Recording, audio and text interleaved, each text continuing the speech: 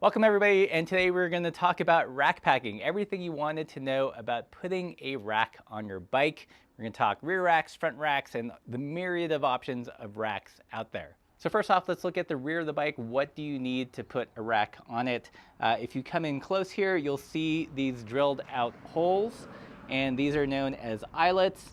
And this is where one would attach the rack. At the least, you would want eyelets here near the hub and something here near the top. Typically, these struts will connect into the eyelets, and they tend to be triangulated, so one on the left, one on the right, and one that kind of stabilizes it here in the middle. If you're wondering if your bike will take a rack or not, eyelets are definitely something to look for. So that's the rear of the bike. What do you need on the front of the bike? Again, you need these holes. Right now it's a really exciting time in terms of bike forks because we've never had so many options before. But again, you need an eyelet, usually near the hub. Sometimes there's a mid-fork eyelet, which will also allow you to run lowriders. This one has one that is a little bit higher up, designed for a rando rack. And again, even eyelets up here, and of course one in the fork crown to run this kind of stabilizer. While we're at the front of the bike, I'm gonna share with you guys some of my favorite racks or styles of racks. There are racks known as randonneur racks, which tend to be small, and they have this thing which is known as a tombstone, and this is used to place a rando bag over. There are also platform racks such as this. This is known as a demi-porteur. There's also a porteur rack, which is a similar profile but much larger. Demi just means it's smaller. And these are one of my favorite types of racks because it's not so big that when you're riding unloaded, it throws off the balance. But when you do put things on there, there's lots of support for a big bag. Other examples of a demi-porteur rack are this super cute crust front rack. Again, it's a demi-porteur because it's a larger kind of square-like platform. It has this piece here, which is known as a backstop or a tombstone, where you slide a rando bag over. This in my hand, let's talk about the parts of a rack. There are struts, and the struts usually connect to a piece on the rack known as the daruma. These tend to be adjustable, so you can change the angle. You can lengthen and shorten them so they fit on your bike. The struts are designed to be cut to length once you have it dialed in.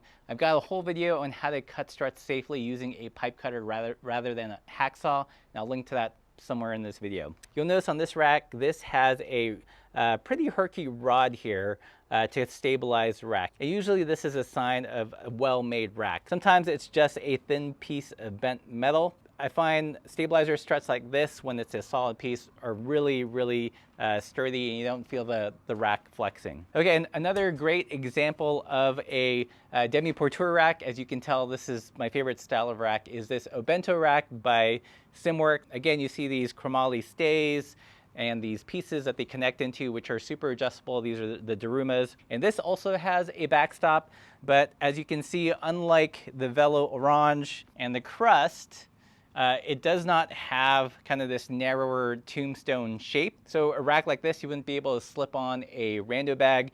It would still support it, but this is too wide to slip into where those rando bags have that catch. Okay, so let's talk about rear racks. This one's a bit of a unique one. This is the Marks rack by Rivendell. It's designed to be run both on the rear and the front.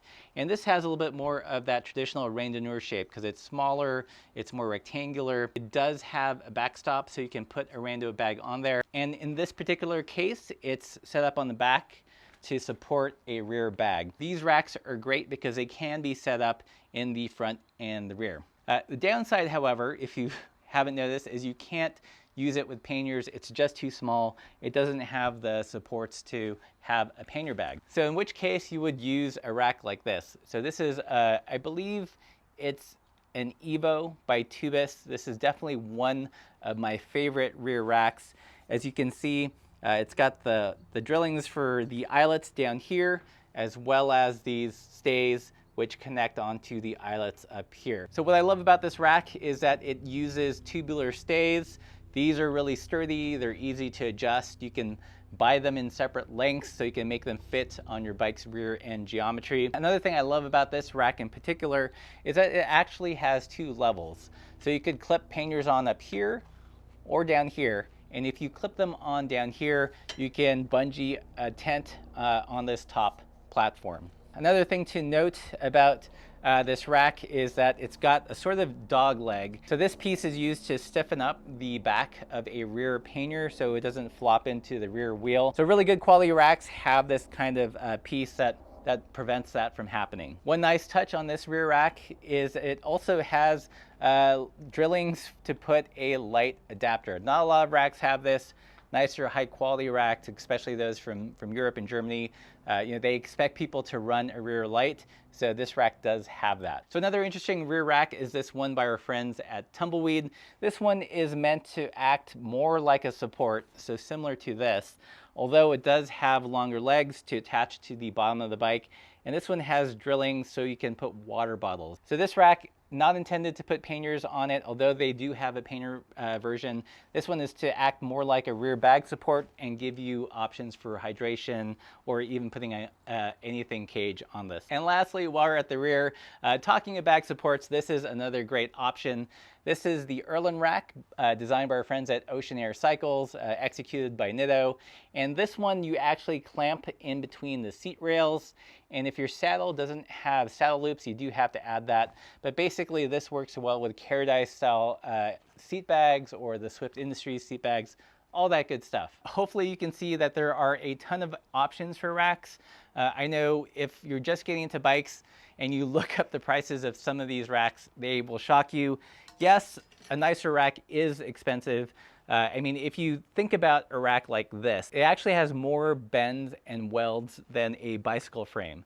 So to manufacture something like this and to do it consistently is actually a lot of work, and that's why you see these racks get really expensive. Do you need an expensive rack to go on a bike adventure? Absolutely not.